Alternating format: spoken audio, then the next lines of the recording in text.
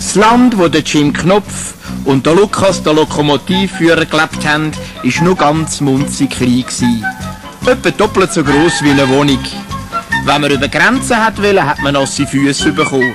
Lummerland war nämlich eine Insel, weit aus in einem endlosen Ozean. Mitten auf der Insel hat es einen hohen Berg gehabt, mit 2 Gipfeln. Und drumherum hat sich ein Eisenbahngleis geschlängelt. Durch 5 Tunnel durch sogar. Auf dem Gleis aber ist eine alte, dicke, lustige Dampflok gepfüpferlet, wo fröhliche Rauchwölkchen in den blauen Himmel gepafft hat.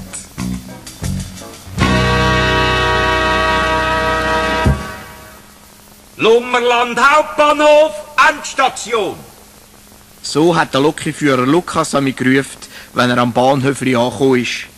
Der Lukas war ein kleiner, rundlicher Mann, der Tag und Nacht den Dächelkappen und sein Lokführerübergewändchen angehabt hat. Dann seine liebste Freundin war seine Dampflocke, die Emma geheissen hat.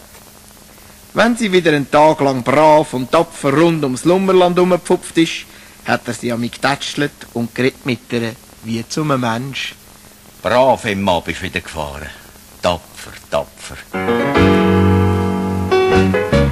Meine Locke heisst Emma, sie riecht und faucht und sie ist so schön. Meine Locke heisst Emma, sie pfeift die schönsten Töne. Ist Emma auch ein bisschen dick und auch schon ziemlich alt. Ich ha sie gern und flick den Strick, denn Emma gefällt mir halt. Wenn ich sie führen und das Feuerli schüre, dann fängt's an dampfen und Kölben stampfen. Sie saust bergab und kriecht bergauf.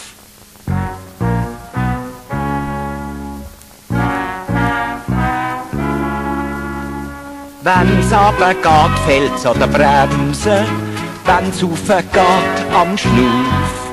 Meine Locke heisst Emma, die schönste Locke auf der Welt. Meine Locke heisst Emma, ich geb sie um kein Geld.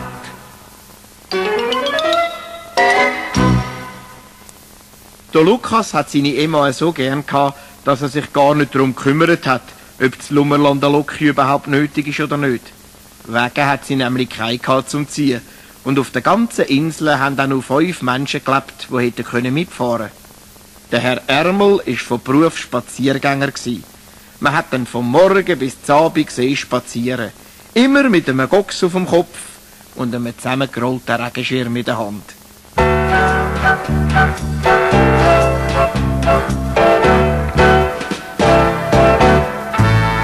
Ein schöner Abend heute am Abend, ich spaziere zur Erlabung. Rund ums Lummerland, am Nachmittag so nach der 4 gang ich immer spazieren am Lummerländer Strand. Ja, der Herr Ärmel spaziert den ganzen Tag.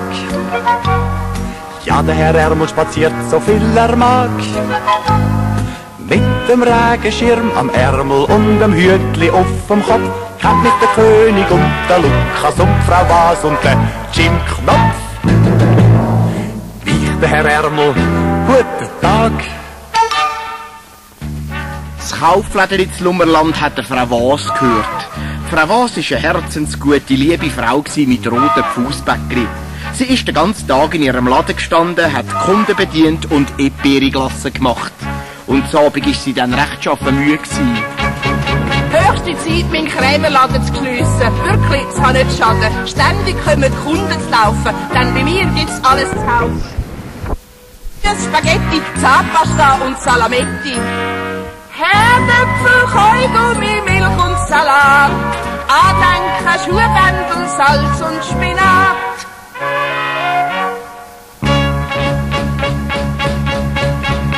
Doch ich führe auch Haferflocken, Bleistiftspitzen, warme Socken, Sportauto und Lotterien, Taschenlampen, Batterien, Essiggürkli, Kaffeetassen und vor allem Eperi-Glassen. Die Leute kaufen dieses und die Leute kaufen das. Im Lädeli von der Frau was? Im Lädeli von der Frau was? Die Eperi-Glasse von der Frau Was war so berühmt, dass sogar der König Alfons IV vor 12 immer bestellt hat bei ihnen. Der König hat so geheissen, weil er am 11:45 auf die Welt gekommen ist. Meistens ist er in seinem Schloss gesessen und hat telefoniert. Er hat sogar ein prächtiges, goldiges Telefon gehabt.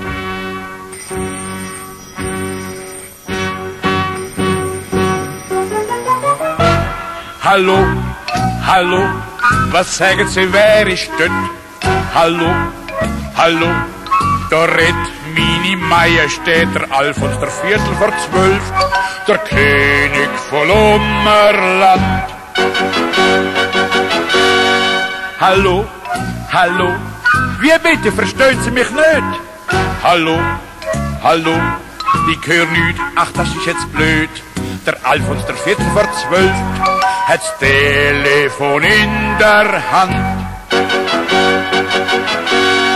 Was sagen Sie, Sie haben die Verbindung verloren? Glaub ich, dass Sie haben ein paar Schübling in den Ohren. Ein Knopf in der Leitung. Ja, sagen Sie es gleich. Ich kann leider nicht länger telefonieren. Entschuldigung, aber ich sollte regieren. Hallo, hallo. Verstehen kein Wort, was der sagt. Hallo, hallo. Es tut mir auch grüßeli leid. Ja, läuten Sie noch einmal an. Auf Wiedersehen, guter Mann. Was redet auch der für eine Sprache? Einmal am Tag, der König Alfons hat gerade sein goldiges Telefon aufgehängt, ist der Herr Ärmel am Schloss vorbeigespazierт und der König hat ihn angewunken. Er hat ihm aufgetragen, er soll den Lokführer Lukas aufs Schloss schicken. Er, der König, hat etwas Dringendes zu besprechen mit ihm. Der Herr Ärmel ist eigentlich gerade auf dem Weg zu der Frau Was gsi. Er ist sich ein Eperi-Glasse kaufen und hat geschleckt daran, dass es eine wahre Freude war. Eperi-Glasse. Phänomenal. Aufpassen, Herr Ärmel, es tropft. Der Herr Ärmel hat dann noch ein Reiseandenkerchen gekauft. Trotzdem er ja selber von Lummerland war. Und hat mit der Frau Was noch ein bisschen geplaudert. Später ist auch noch der Lokführer Lukas dazugekommen, der gerade Feierabend hat. Wenn die drei amig miteinander geschwätzt haben, hat es nur ein Thema gegeben. Der Jim Knopf. Wie er aber auf Lummerland gekommen ist, das ist ganz gespässig zugegangen. Die Frau Was ist nämlich nicht die Rechtmutter vom Jim. Aber weil sie ihn so lieb hat, hat sie es einfach nicht übers Herz gebracht, dem Jim das zu sagen. Der Lukas und der Herr Ärmel haben zwar gefunden, er müsse jetzt bald einmal die Wahrheit wissen. Jetzt ist der Jim doch alt genug, Frau Was. Sie müssen mir mal sagen, dass er eigentlich gar nicht Ihr eigener Bub ist. Ach, Herr Ärmel, es drückt mir fast das Herz ab. Ich verschiebe es von einem Tag auf den anderen, lieber Lukas. Ja, begreiflich, Frau Was, begreiflich. Ja, ja. Wisst ihr noch, wo der Pöstler seinerzeit das geheimnisvolle Päckchen gebracht hat?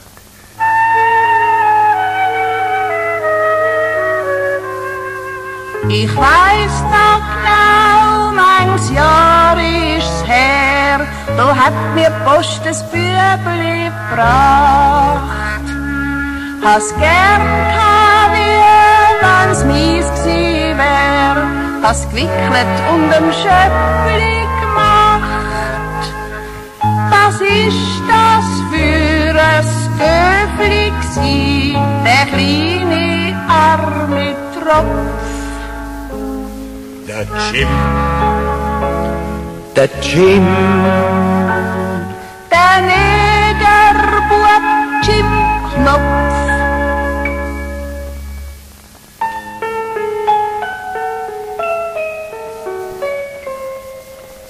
hab ihm alles Liebe da, a Kleidli geflickt und das Bettli gemacht. Viel Freude und auch viel Kummer gehabt, hat die Schuhe geputzt und ums Essen gebracht. Ich hab ihn wie einen eigenen Bub, gern mit seinem Kruselkopf. Der Jim, Mein einziger Jim-Knopf.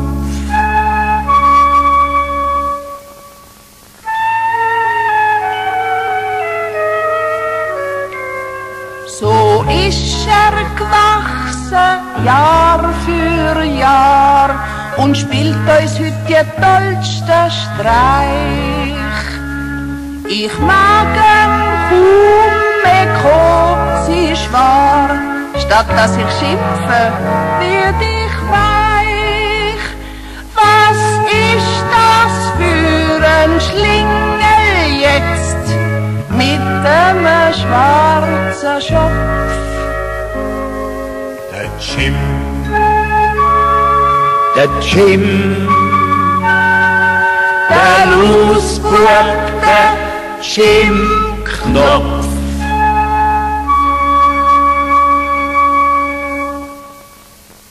Frau Was hat das am Abend noch lange über ihren Jim nachgesinnt. Es ist ja auch ungewöhnlich, dass einem ein Negerli mit der Post geschickt wird. Dabei hat man seinerzeit Adressen auf dem Päckchen kaum lesen. So voller Fehler und Tölken ist sie gsi. Frau Mahlzahn, Gsummerland, Alte Strse, 133, 3. Etage links.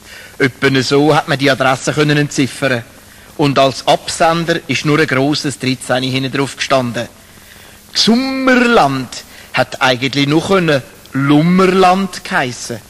Aber zu Lummerland hat es keine Frau Mahlzahn gegeben und keine alte Strasse und keine Nummer 133 und eine 3. Etage schon gar nicht.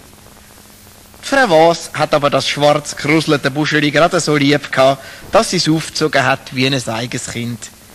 Und weil der Jim Knopf unterdessen ein richtiger Lummerländer geworden ist, genau darum hat der König Alfons, der 11:45, den Lukas zu sich kommen lassen. Was will echt der Herr König von mir? Hat der Lukas gedacht, als er aufs Schloss ist, wie ihm's der Herr einmal ausgerichtet hat. Der König hat ewig lang umgerankt und gehüstelt, bevor er endlich mit der Sprache raus ist. Lieber Lukas, ich habe mir das lang und reiflich überlegt und ich bin zu dem Entschluss gekommen, dass wir es halt doch machen müssen. Was müssen wir machen, Herr König? Ich habe das doch jetzt gerade gesagt. Nein, Sie haben nur gesagt, dass wir irgendetwas machen müssen. Gespässig, ich hätte jetzt können wetten, dass ich vorher gesagt habe, wir müssen deine alte Emma abschaffen.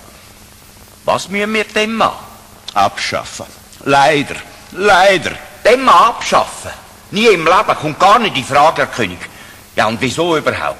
Da hat ihm der König erklärt, dass Lummerland einfach zu klein ist, um dem Jim auch einmal ein Haus zu bauen, wenn er dann gross geworden ist. Auf jedem freien Fleckchen ist ja der Lukas mit seiner Emma umgefahren. Entweder hat der König entschieden, müsse also der Jim auswandern, oder die Emma müsse fort. Traurig und betrübt hat der Lukas den König verlassen und ist heim zu seiner Loki. Er hat der Emma den Kessel gestreichelt und hat es einfach nicht können begreifen, dass sie nicht mehr zusammenbleiben sollen. Emma. Meine gute alte Emma. Nein, ich kann mich nicht von dir trennen. Es geht einfach nicht. Du musst jetzt nicht briegen, Emma. Nein, brüll doch nicht. Schau, wenn du fort musst, dann gehe ich auch mit. Wir zwei bleiben beieinander, wo es auch immer ist. Weisst, es ist halt wegen dem Jim Knopf, verstehst du? Was ist wegen mir? Der Jim hat plötzlich seinen schwarzen Kruselkopf hinter dem Kohlentender vorgestreckt, wo er sich die ganze Zeit versteckt und alles gehört hat. Der Jim und der Lukas sind nämlich dicke Freunde gewesen. Sie haben sich von allem Anfang an prima verstanden, schon weil beide schwarz gsi sind. Der Jim war todtraurig, als er vernommen hat, dass der Lukas mit seiner Emma fort sollte von Lummerland. Nimm mich doch bitte mit, Lukas. Was stellst du dir vor, Jim? Das geht doch nicht. Was würde denn Frau Was dazu sagen? Dann schleiche ich mich eben ganz leislich aus dem Haus und komme heimlich mit. Wenn Frau Was merkt, dass ich mit dir gefahren bin, macht sie sich sicher keine Sorgen. Und weil der Jim so inständig gebettelt hat, ist der Lukas halt weich geworden. Sie haben abgemacht, Nacht am 12 Uhr unten am Strand. Dann haben sie heimlich fort miteinander. Nur etwas hat der Jim noch Wunder genommen. Du, Lukas, haben wir dann ein Schiff? Wir brauchen doch kein Schiff, Jim. Wir fahren mit der Emma. Mit der Emma? Übers Meer? Wart's nur ab. Du wirst sehen, die Emma kann schwimmen wie ein Schwan. Das ist eben ein Trick, den nicht jeder weiss. Wenn man alles Wasser aus dem Kessel ablässt und wenn man keine Kohlen auflässt und wenn man die Türen vom Führerhäuschen gut abdichtet, dann ist die Locke voll Luft und schwimmt wie ein leerer Blechkanister. Und genau so hat's der Lukas gemacht. Er hat sogar noch ein richtiges Segel am Chemie aufgezogen. Und pünktlich, wie es abgemacht haben, sind sie mitten in der Nacht still und heimlich abgefahren. Jim ist es zuerst schon nicht so ganz gehör gsi, aber der Lukas hat ihn fest in die Arme genommen und ihm Mut gemacht. Nur keine Angst, kleiner Jim, es ist ja alles nicht halb so schlimm. Lieber Lukas, versprich, gell, du lässt mich nie im Stich. Wir sind Freunde in jeder Gefahr, heben zusammen, das ist klar. Nur keine Angst, kleiner Jim, es ist nicht halb so schlimm. Wir fahren zwei Freunde von Lummerland mit der Emma übers Meer. Wir segeln beid, Ziel unbekannt, der Abschied fällt so schwer. Wohin uns auch der Wind jetzt treibt, und ist es noch so weit. Was auch passiert, wir sind ja zu zweit, zwei Freunde für alle Zeit. Nur keine Angst, kleiner Jim, es ist ja alles nicht halb so schlimm. Lieber Lukas, ich weiss, gibt bestimmt eine tolle Reise. Hey, wir machen uns nicht draus, unsere Fahrt geht glücklich aus. Nur keine Angst, kleiner Jim, es ist nicht halb so schlimm.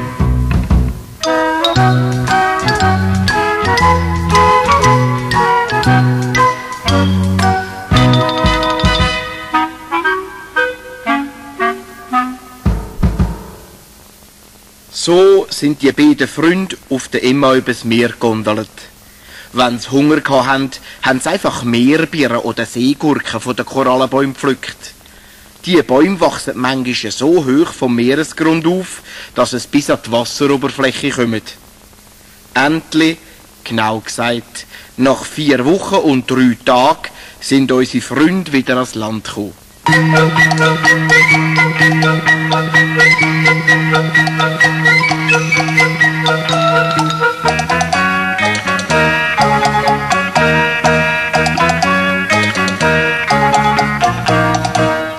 So ein wunderschönes Land haben der Lukas und der Jim noch nie gesehen. Nicht einmal auf einem Foto. Prächtige Bäume und Blumen hat es da gehabt, in 1000 Farben und Formen, und alles hat so fein und durchsichtig ausgesehen wie aus farbigem Glas. Und dann sind sie in eine grosse Stadt gekommen, mit lauter goldigen Dächern. Und ungeheuer viele Menschen hat es in dieser Stadt. Alle hatten Schlitzaugen und Zöpfe gehabt und grosse runde Hüte auf dem Kopf. Das sind Chinesen mit ihren Kind und Kindeskind. Jeder Chines hat einen kleineren an der Hand geführt. Und der wieder einen kleineren und der nochmal einen. Eine ganze Reihe, wo das kleinste Chinesli nur noch so gross war wie ein Erbsli. Der Jim hat das Maul kaum mehr zugebracht vor lauter Staunen.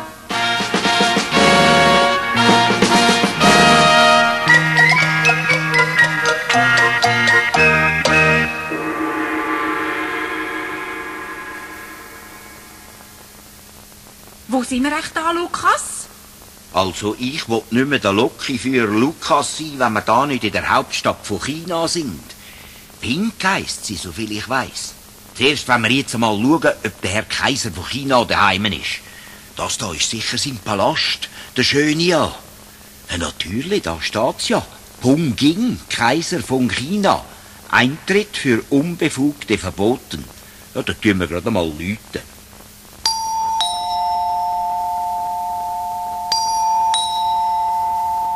Was wünschen die erlauchten Herrschaften? Excuse, sind Sie der Herr Kaiser von China? Zu meinem grossen Leidwesen nicht, nein. Aber darf ich fragen, wer sind Sie? Ja, wir haben eigentlich zum Herr Kaiser persönlich wollen. Vergessen Sie mir unwürdige Blattlos. Aber in dem Fall darf ich Sie nicht reinlassen. Der Kaiser hat jetzt keine Zeit. Verhühnert und zusammengepützt. Jetzt ist Blattlos verschwunden. Ich glaube, der Kaiser hat schon Zeit für uns. Aber da, der Gäckeli gelbe Zitronenkopf, der hat uns noch nicht reinlassen. Der Jim und der Lukas sind verdattert vor einem Palast gestanden, wo man es nicht hat einlassen und haben plötzlich gemerkt, dass ihnen der Bauch vor Hunger knurrt.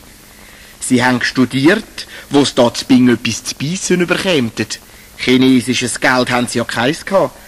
Da kommt ein kleines Chinesli daher, hat eine tiefe Verbeugung gemacht und gefragt: Kann ich diesen ehrenwerten Fremdling irgendwie behilflich sein? Jim, das ist sicher ein Kindeskind. Jawohl, ich heisse Ping-Pong. Ich bin 32 Kindeskind vom Herrn Schufulu Piplu, einem kaiserlichen Oberhofkoch. Aber entschuldigt, ehrenwerte Fremdling, ich habe das Klaglied von eurer erhabenen Mäge gehört und es wäre mir eine grosse Ehre, wenn ich euch bewirten dürfte. Ja, das wäre allerdings genau das Richtige. Wir haben nämlich einen schaurigen Kohldampf.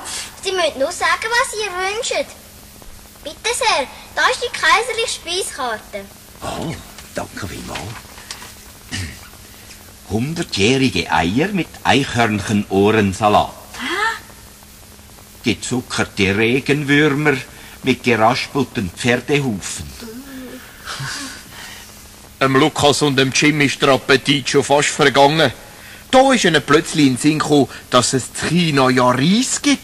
Und der Ping-Pong ist unser beiden Freund eine grosse kaiserliche Reistafel bestellen.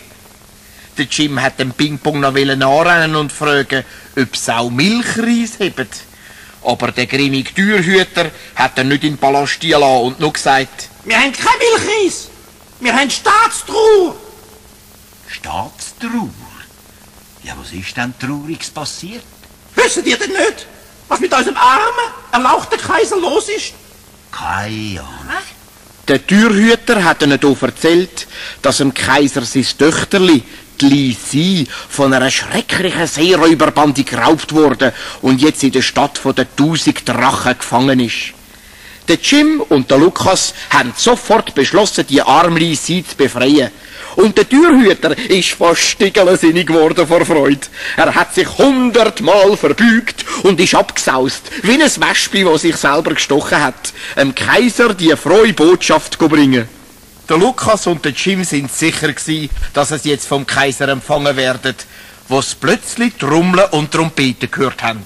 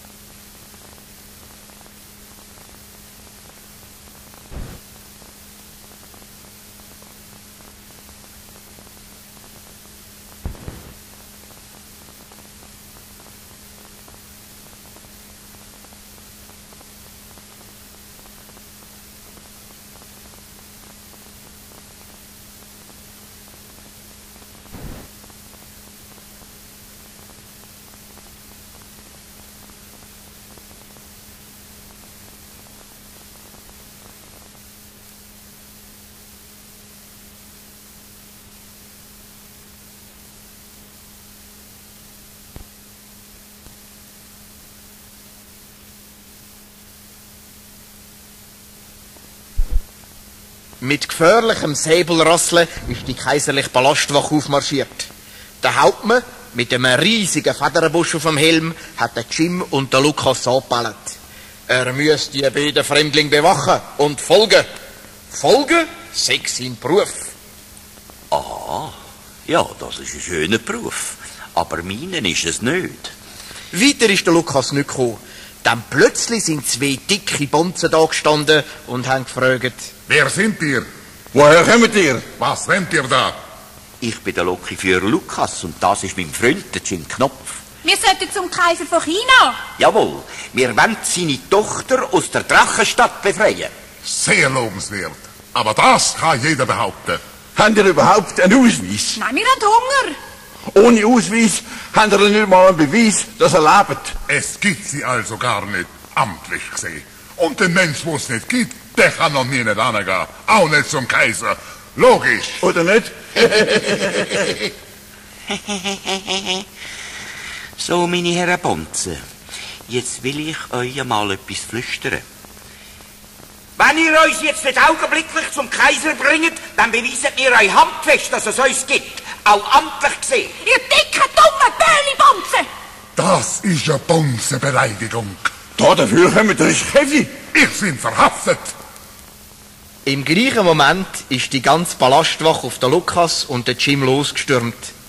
Die beiden haben sich gewehrt wie die Leute. Aber die feigen Bonzen haben den Lukas und den Jim hinterrücks angeschlichen und haben ihnen mit einem grossen Hammer eins auf den Kopf gehauen. Dann haben sie unsere armen Freunde fesseln und sogar köpfen lassen. Im allerletzten Moment ist Gottlob, der Kaiser von China, gekommen und hat es gerettet. Halt! Der erhabene Kaiser. Ja, ich bin's. Nehmt einen Fremdling sofort Fesseln ab und legen sie im pflichtvergessenen Herr Pipapo und seinem unwürdigen Helfershelfer, im Herr Popapi, an. Der böse Bonze hat alles Jammern und Webern nicht mehr genützt. Sie sind angekettet und abgeführt worden. Der Lukas und der Jim aber sind freudestrahlend zum Kaiser und haben ihm dankbar die Hände geschüttelt. Vielen Dank für unsere Rettung, Herr Kaiser. Herr Majestät, es freut mich, dass ich Sie endlich persönlich darf kennenlernen. Freude ist ganz auf meiner Seite. Liebe fremde Helden, ihr zweifelt nicht daran, dass euch beide die Rettung von meinem armen Kind gelingen wird. Hoffentlich, Majestät. Bis jetzt wissen wir zwar nur, dass Prinzessin Lisi in der Stadt von der 1000 Drachen gefangen ist. Viel mehr wissen wir leider auch nicht, liebe Freunde. Ein Fischer hat aus dem geilen Fluss, der durch unsere Hauptstadt fließt, eine Flaschenpost rausgezogen. Eine Flaschenpost? Was ist das? Es war ein Babyfläschchen von meinem Töchterli. Drin ist ein Briefchen gesteckt, das er selber geschrieben hat. Dürfte ich das Briefchen vielleicht einmal sehen? Ja, ich gebe es euch gern mit auf eure Reise in die Drachenstadt. Aber jetzt kommt im Ballast, liebe Freunde. Die Staatstrauer ist für heute oben unterbrochen. Das Volk soll zusammenströmen und euch zu Ehren das Fest von der farbigen Lampion feiern. Und am Abend hat es zu Bing ein grosses Freudenfest gegeben. Und Tausende von Chinesen mit Kind und Kindeskind sind zusammengeströmt und haben gesungen und gejubelt.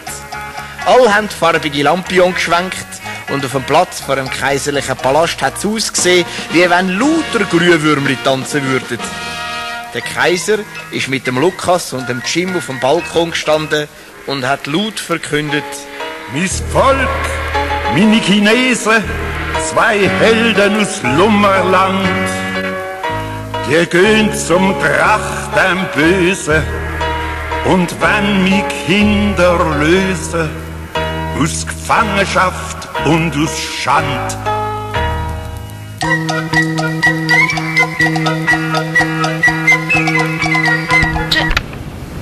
Oh.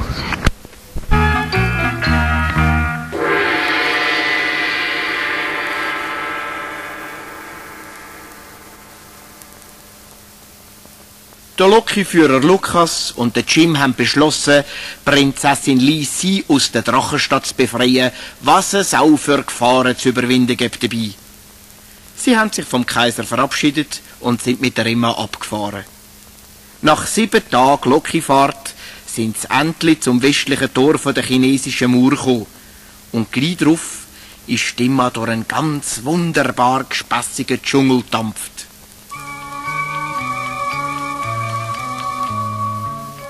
Farbige Glasbäume hat's da gehabt, Schlingpflanzen und eigenartige, riesige Blumen. Und Schmetterlinge sind rumgeflattert, gross wie ein Sonnenschirm. Lukas, schau mal! Was ist denn das für ein gespässiger Wald? Der reinste Dschungel! Ja, das ist jetzt eben der berühmte 1000-Wunderwald. Der 1000-Wunderwald ist schon Jahrhundert alt. Doch gibt's da Wesen, die bedeutend älter sind. Ein blauer Elefant. Nein! Ja, Momo. Ein Fisch, der lebt am Strand. Ein Papagei, ein Mamagei und ihre Kinder. Ja, hör auf! Ja. Schau, es gibt noch anders gesehen. Die tanzen Rosaré. Schau da. Die trankt das Schneckenhaus mit Lift und 14 Stück. Schildkröte mit langen Schnäuz. Ja, wahrhaftig. Und 1000 an der Kreuz. Sogar 2 Jühle mit Zylinderhüt und Röck. Hoho, glatt. Der 1000-Wunderwald ist schon Jahrhundert alt. Im 1000-Wunderwald, da machen wir jetzt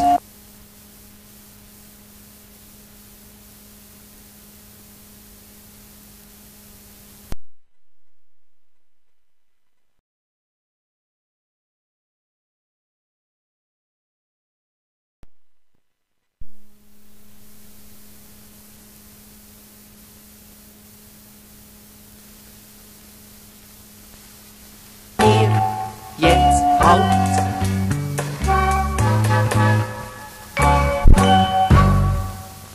Essen wir jetzt etwas zu 9, Lukas? Hast du schon wieder Hunger, Jim?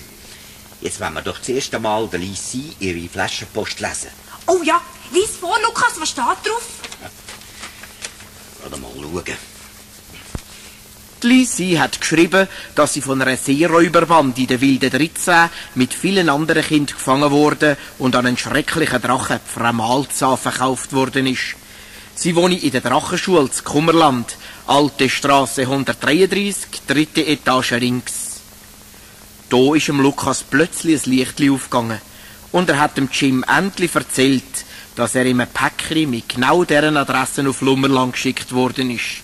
Zum Glück ist die Adresse so voller Fehler gewesen, dass dich der Pöstler statt auf Kummerland auf Lummerland gebracht hat. Merci, und ich habe ein Schwein gehabt. Glück hat er allerdings gehabt, der kleine Jim. Sogar jetzt auf der Reise in die Drachenstadt. Denn ohne die genaue Landkarte, die ihnen der Kaiser von China mitgegeben hat, wären unsere Freunde vielleicht noch lange im 1000-Wunderwald rumgefahren. Nach einer langen Fahrt sind der Lukas und der Jim ins Land von den 1000 Vulkanen gekommen.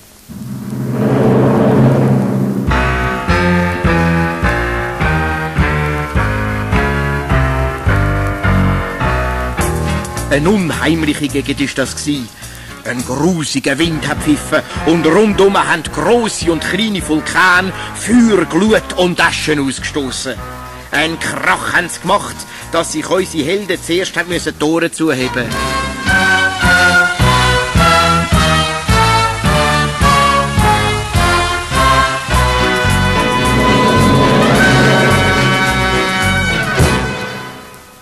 So, Jim, da sind wir jetzt also im Land von der 1000 Vulkane.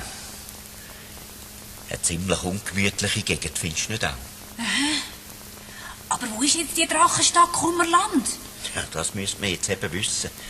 Weit können wir nämlich nicht mehr fahren. Wir haben auf der Fahrt fast alle Kohlen verbraucht. Was noch steht, mit was es jetzt dem Mann heizen könnten, hören sie plötzlich ein jämmerliches Wimmern und Heulen. Beim Umschauen sehen sie oben aus der Krateröffnung von einem ausgelöschten Vulkan ein ganzes gespässiges Tier rausgückeln. Es hat ein bisschen ausgesehen wie ein Drache, aber einen Kopf hat's gehabt wie ein Nilpferd. Es hat seine Zähne gefletscht und grusig gefaucht. Ich heisse Nepomuk. Ich bin ein Drache. Puh. Die reinrassigen Drachen behaupten, ich sei nur ein Halbdrache, weil meine Mutter ein Nilpferd war. Und dabei war mein Vater ein ganz regelrechter, richtiger Drache gewesen. Ein besonders grässlich schlimmer sogar. Ja, und jetzt willst du auch ein besonders grässlich schlimmer Drache sein? Was denn sonst? Ich will den bösen Drache sein. Ein grässlich gefährliches Tier. Ach, meine Mutter war ein Nilpferd. Ach, kein Mensch hat Angst vor mir. Doch will ich wie ein böser Drache lauter schlimme Sachen machen. Mich im Vulkan verstecken, rausgumpen, die Leute verschrecken, Stock zerfletschen, Schwefel schnaufen, schnitzen, schnauben, zischen, fauchen und ganz klar vor allen Dingen Funken speuzen, Feuer verschlingen.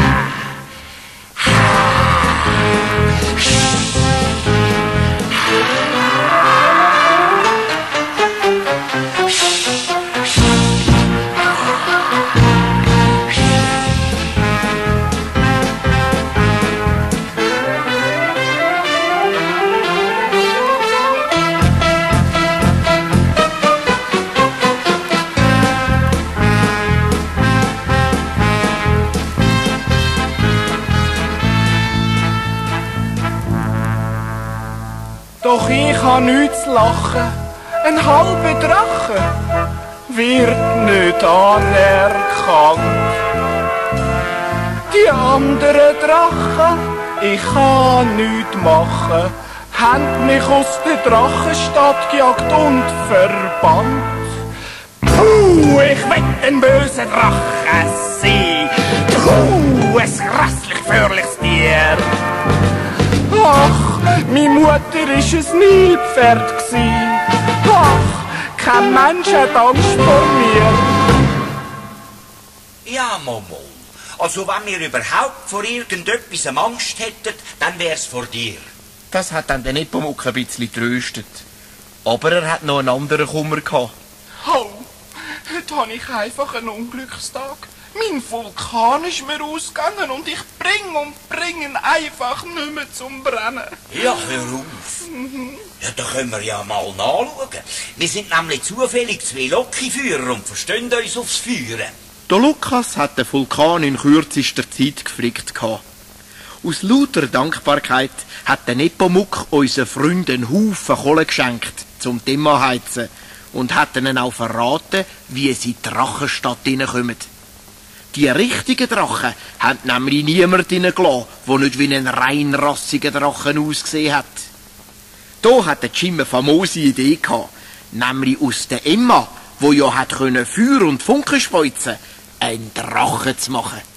Sie haben ihr Schuppen angeknetet und Flügel und einen grossmächtigen Schwanz angehängt. Demo hat am Ende so drachenhaft ausgesehen, dass wirklich kein einziger Drache gemerkt hat, dass das eigentlich eine Dampflocke ist, wo das ungeheure Drachenstadt eingefahren ist. Prinzessin Lisi hat keine Ahnung gehabt, dass ihre Ritter schon so nahe sind. Mit vielen anderen Kindern, Negerli, Chinesli, Indianer und Inder, aber auch viele weisse Mädchen und Buben, ist sie an den Füßen angekettet, in der Drachenschule gesessen, und die Lehrerin, der alte Drache Frau Malzahn, hat den Stecken geschwungen. So, und jetzt wird gesungen. Und zwar wie jeden Morgen unser schrecklich schöne Kummerlandlied.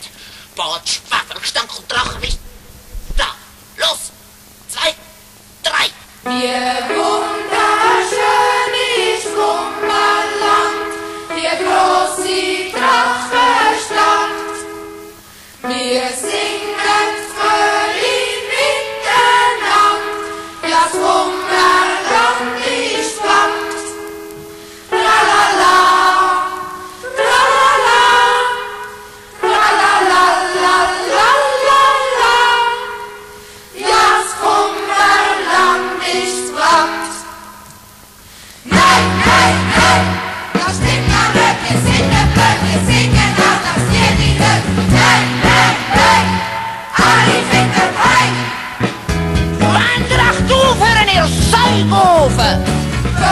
sind Ramalsa, wir sind alle gefangen, dass sie Mütter sind gestrichen. Drache, Malsa, wir werden alle heimgehen.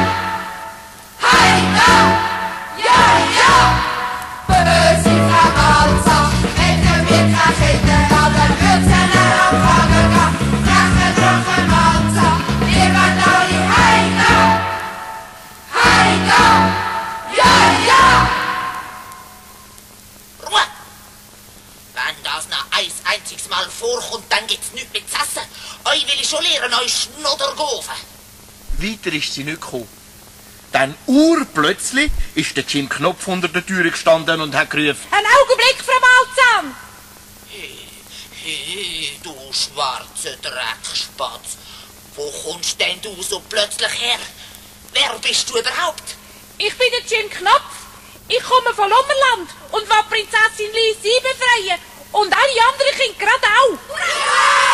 Und schon ist der Mann mit lautem Pfeifen und Fauchen in die Drachenhöhle eingefahren. Mit Volldampf ist sie auf die Frau Malzahn los und es hat einen ungeheuren Zusammenstoß gegeben. Los, Emma! Zeig's den grusigen Drachen! Hopp, los! Es hat einen gewaltigen Kampf gegeben zwischen der Emma und dem Drachen. Funken sind gestoben, Dampf hat zischt. Und wenn die beiden ungeheuer aufeinander getatscht sind, hat's richtig donnert.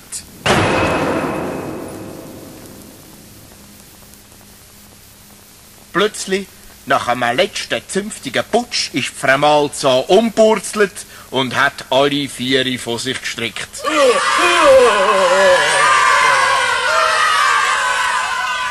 Der Lukas ist aus dem Führerhäuschen gekumpelt und hat mit dem Jim alle Kinder losgebunden und die Fesseln der Frau Malzahn angelegt. Mach schneller, Jim. Das Biest wacht schon wieder auf. So, erst einmal eine Kette um die Schnauze, als sein grosses Maul aufreissen kann. Und jetzt die Vordertatzen zusammenbinden. Oh, merci dann. Die Frau Malzahn dürfte auch wieder einmal ihre Nägel schneiden. Und jetzt noch das Hinterbein. Komm. So, fertig. Kinder, jetzt sind ihr alle frei. Halt, nicht so laut. Wir sind noch nicht in Sicherheit. Draussen auf der Straße von Kummerland wimmelt es nur so von Drachen. Wir müssen zuerst einmal beraten, wie wir da wieder rauskommen. Der Jim hat einen bäumigen Vorschlag gehabt. Du, Lisi, wo hast du eigentlich deine Flaschenpost ins Wasser gerührt? Weisst du, die wir zu China rausgefischt haben? Schau, da vom Fenster aus sieht man einen grossen Springbrunnen mit goldgelbem Wasser. Das fließt nachher in einen Fluss, wo sich durch die Drachenstadt schlängelt und in einer grossen, unterirdischen Höhle verschwindet. Moment mal! Wenn die Flaschenpost von der Lisi durch die Höhle auf China gekommen ist, dann könnten wir doch vielleicht mit unserer Emma auch durch die Höhle auf China zurück. Und genau so haben sie es auch gemacht. Die Nacht, wo es dunkel war, sind alle Kinder auf dem geklettert. Frau Malzahn haben sie einem grossen Zahn angekettet und hinten angebunden. Und so ist das Zügli heimlich abgefahren.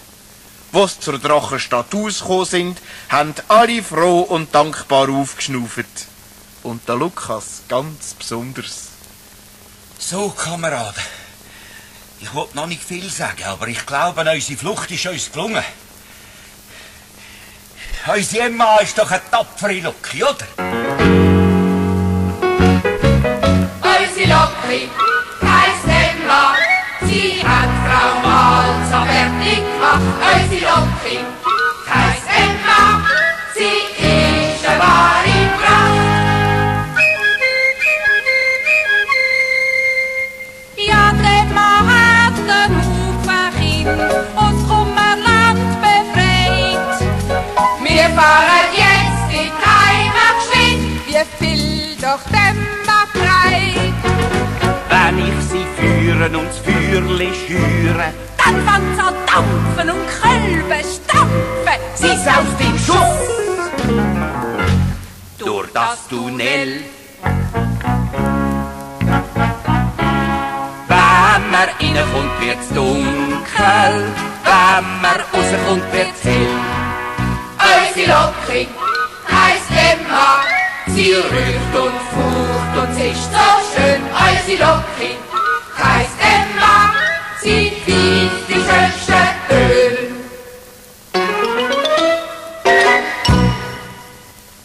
So ist die gute Emma, schwer beladen mit diesen vielen Kindern, zurück auf China gefahren. Wie es dort empfangen worden sind, das kann man kaum erzählen. Die Chinesen sind von dem Wiedersehen so gerührt gsi, dass alles Nastuch vorgezogen haben und angefangen haben zu schniezen, um ihre Tränen zu verbergen. Der Kaiser hat unseren Helden immer wieder gedankt und alle Kinder zu einem grossen Freudenfest eingeladen. Der Drache hat er abführen und in den Elefantenstall einsperren lassen. Und dann hat er sich ganz feierlich an die Emma gewendet. Er hat ihr einen grossen Orden ums Knie gehängt und es ist an ein Festen und Feiern gegangen. In dem Augenblick ist der Jim zu Rennen gekommen. Er war ganz aufgeregt und hat den Lukas und den Kaiser in den Elefantenstall gezogen. Kommt schnell, kommt! Mit der Frau Malza ist etwas los. Sie ist so gespässig, ich glaube, sie stirbt. Die Frau Malza ist aber nicht gestorben. Sie ist nur in einen tiefen Schlaf gesunken und hat sich in einen goldigen Drachen der Weisheit verwandelt. Das ist immer so, wenn man einen Drachen besiegt, ohne dass man ihn tötet. Frau Malza hat sogar vorausgesagt, wie der Lukas, der Jim und die Emma wieder heim auf Lummerland können und die genug Platz haben. Sie werden mitten auf dem Meer eine schwimmende Insel finden. Die sollen sie mit dem Schiff auf Lummerland schleppen und dort verankern. Und wenn dann der Jim-Knopf gross geworden sei, werde die Insel fest mit Lummerland verwachsen sein. Der Kaiser Ponging hat unverzüglich sein Staatsschiff in den See stechen lassen und ist mit der Li Si und seinen neuen Freund Richtung Lummerland gesegelt. Tatsächlich haben sie das schwimmende Inseli angetroffen und im Schlepptau mitgezogen. Das hat es Wiedersehen und Umarmen und Verschmützeln gegeben, wo unsere Auswanderer endlich wieder daheim sind. Und dann hat der Lukas die hohen Gäste aus China vorgestellt. Was? Der Kaiser von China? Ja, potztausig. Und eine richtige Prinzessin? Phänomenal. Die grösste Überraschung war aber die schwimmende Insel. Der König Alfons hat nur so gestaunet. Grossartig! Ich bin von heute an König der Vereinigten Staaten, von Lummerland und Neulummerland. Und dann ist der grosse Moment gekommen, wo der Kaiser von China sein Versprechen eingelöst hat. Nämlich sein Töchterli Li Si dem Held zur Frau zu geben, der es aus der Drachenstadt befreit hat. Er hat zwar gefunden, der Jim Knopf und Li Si seien noch ein bisschen zu jung zum Heiraten, aber sie haben sich dürfen verloben. Und der Lukas hat dem Jim ein ganz besonderes Verlobungsgeschenk gehabt. Er hat aus dem Tender von der Emma ein kleines, herziges Lückchen rausgenommen. Es hat genau gleich ausgesehen wie die Emma, nur eben viel, viel kleiner. Aber es hat schon pfeifen und Rauchwölkchen paffen. Wie ein Wickelkindli hat es der Lukas auf dem Arm getragen und dem Jim gebracht. Jim, du hast doch früher immer gesagt, du willst auch einmal Lokiführer werden. Du müsstest nur eine eigene Loki haben. Da, schau. Da hast du eine. Oh, das ist ja... ist das der Emma ihres Kind? Mhm. Komm, nimm's. Aber sorgfältig. Ist die aber herzig? Wie heisst sie, Jim? Ich würde Molly sagen. Gehört sie dann wirklich mir? Wem denn sonst als mein bester Freund, Jim Knopf. Bravo, Jim. Jetzt bist du ein richtiger Lokiführer. Meine Loki heisst Molly. Sie riecht und pfeift schon wunderschön. Seine Loki heisst Molly. Sie piepst die hellsten Töne. Wir singen der Molly, der Jim und der Lisi, den